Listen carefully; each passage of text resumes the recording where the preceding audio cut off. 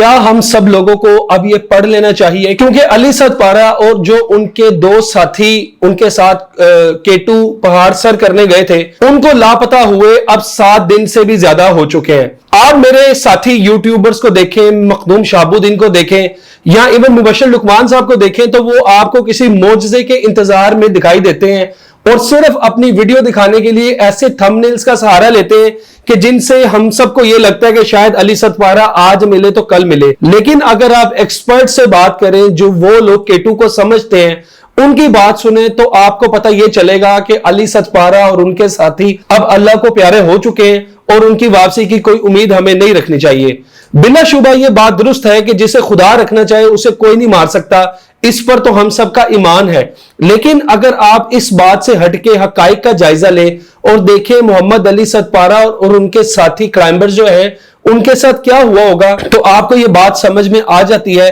کہ وہ اب اس دنیا میں نہیں رہے۔ ہاں، اب ان کی میتیں، جیسا کہ ان کے بیٹے نے کہا کہ اب جو اپنا سرچ آپریشن ہے وہ ان کی ڈیڈ بوڈیز کو ڈھونڈنے کے لیے تو کرنا چاہیے، لیکن ان کے زندہ بچنے کا جو منجن لوگ بیچتے ہیں، کم سے کم اس سے اجتناب ہمیں ضرور کرنا چاہیے۔ تو اس ویڈیو میں آپ کو بتانے یہ جا رہا ہوں سب سے پہلے کہ محمد علی سعد پارہ اور ان کے ساتھی جو ماؤنٹین کلائمبرز ہیں ان کے ساتھ بنیادی طور پر کیا حادثہ ہو سکتا ہے یا ان کے ساتھ کیا ہوا ہوگا کہ جو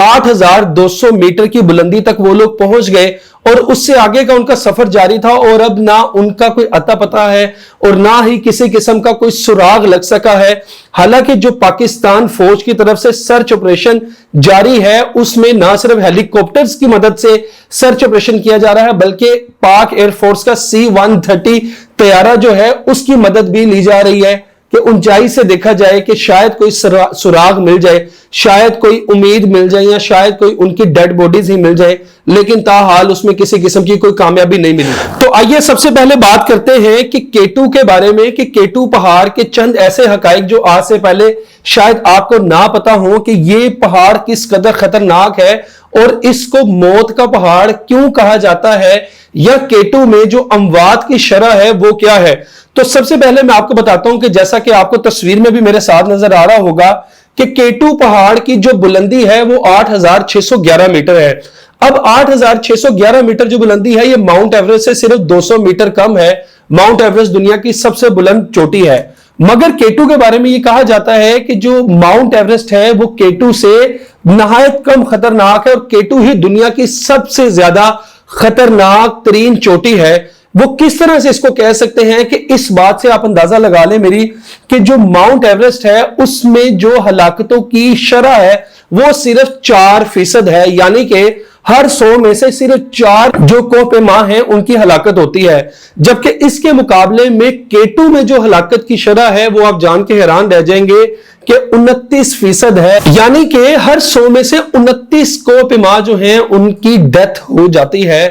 آپ اندازہ کریں کہ صرف اس ایک بات سے آپ کو کیٹو کی جو ہیبت ہے اور جو اس کی خطرناک ترین سطح ہے اس کا آپ کو اندازہ ہو جاتا ہے۔ دوسری بات میں آپ کو بتاتا ہوں کہ کیٹو پر جانے کے لیے جب انسان جاتا ہے تو 7500 میٹر سے آگے جو ہے نا وہ شدید ترین ڈیتھ زون شروع ہو جاتا ہے۔ اس پہ انسان کو نہ صرف آکسیجن کی کمی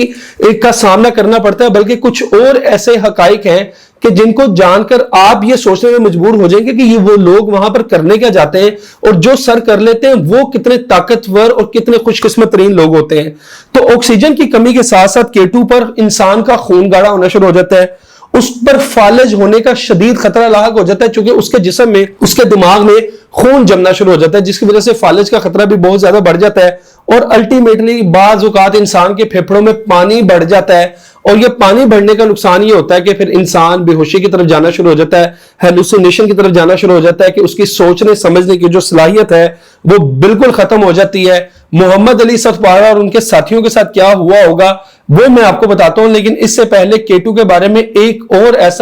ایسی حقیقت آپ کو بتاتا ہوں کہ جس سے آپ کے دل میں کیٹو کی محبت مزید بڑھ جائے گی۔ وہ بات کیا ہے کہ جب کیٹو کو سر کرنے کا سلسلہ شروع ہوا تو یہ پہلی بار جو ایک کوہ پیما 1856 میں انہوں نے یہ فیصلہ کیا کہ وہ کیٹو کو سر کریں گے۔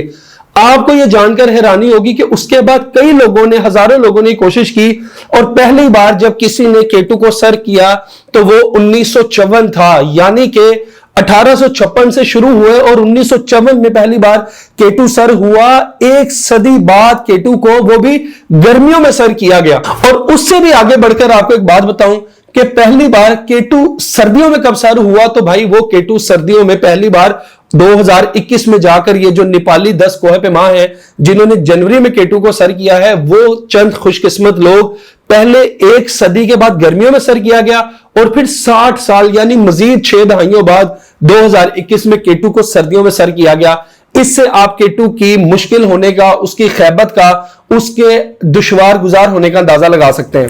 कुल आज तक 345 कोहे पे मां गर्मियों में केटू को सर कर चुके हैं और उनमें से भी 86 लोग हलाक हो चुके हैं, यानी 354 ने सर किया, 86 हलाक हो गए, यानी हर 5 में से एक की डेथ हो जाती है और 3.5-4 जो हैं वो कामयाब हो जाते हैं। अब मोहम्मद अली सतपारा जो कि 8611 मीटर की बुलंदी में से 8200 मीटर तक पहुंच चुके थे सर्दियों में, उनके साथ ऐसा क्या हुआ कि जिसका 7 दिन गुजर गए और अता पता भी नहीं चल रहा। अली सतपारा जो साजिद सरपारा जो मोहम्मद अली सतपारा के बेटे हैं, जो 8200 मीटर बुलंदी तक तो उनके साथ थे, लेकिन फिर उनकी तबीयत बिगड़ना शुरू हो गई। वो एक ऐसी कैफियत में जाना शुरू हो गए कि जहां से वो मौत के मुंह में चले जाते, लेकिन उनके बाप ने उनको नीचे भेज दिया। वो आकर बताते हैं कि 8200 मीटर तक अली सतपारा और जो उनके साथी हैं वो बहुत अच्छी कंडीशंस में थे, ना किसी पे थकावट के आसार थे, ना किसी पर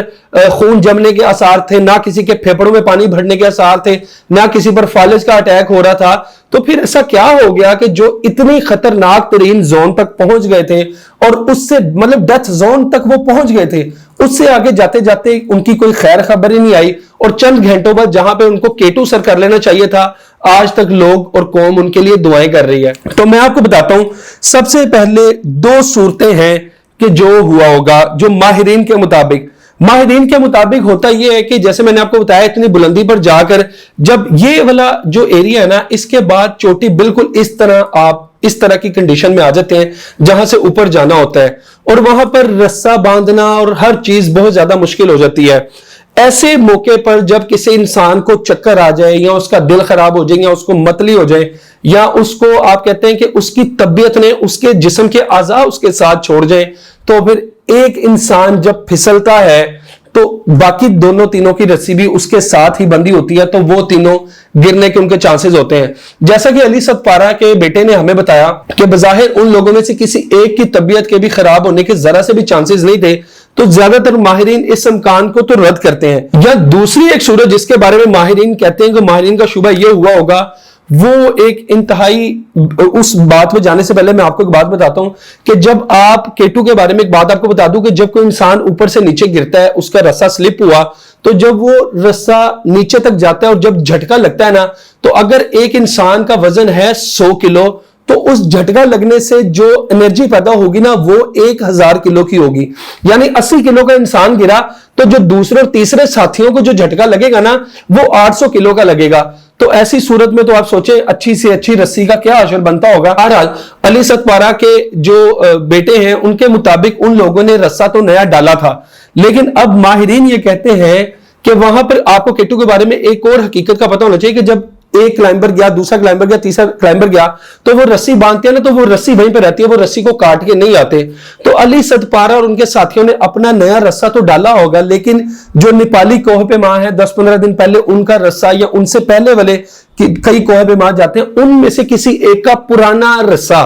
जो पुराना रस्सा उन्होंने बांधा होगा, वो उनमें से किसी एक कोहे पे मां के हाथ में आ गया होगा। जब वो फिसले होंगे तो उस रस्से की जो ताकत है वो नए रस्से जितनी नहीं होगी, जिसकी वजह से वो गिर चुके होंगे, उनका रस्सा टूट गया होगा, या किसी ग्लेशियर के अंदर या हजारों फुट पहाड़ से नीचे फिसलकर कहीं बर्फ के नीचे दबने के चांसेस भी हैं। तो ये है वो इंतहाई अफसोसनाक सिनेरियो या पहलू कि जिसके बारे में यकीनन मैं या आप कोई भी बात तो नहीं करना चाहता, लेकिन ये एक हकीकत है कि जिसको हम सबको मान लेना चाहिए। साइंसदान जो माहिरीन है वो ये कहते हैं कि आप बिल्कुल जितना मर्जी कह लें कि मोहम्मद अली सतपारा उनके साथियों ने बर्फ के अंदर कोई कमरा बना लिया होगा, लेकिन वो उसमें रह गए होंगे, लेकिन ये अमलन इतने दिन तक मुमकिन नहीं। कहते हैं कि केटू के उस हिस्से पर जो है आप 48 घंटों तक तो जिंदा रह सकते हैं। एक इंसान आज तक इतनी ऊंचाई पे सिर्फ 90 घंटे तक जिंदा रह चुके हैं, नेपाली कोहे पे मां। जब उससे पूछा गया कि भाई आप कैसे जिंदा रह गए, तो उसने ये बताया था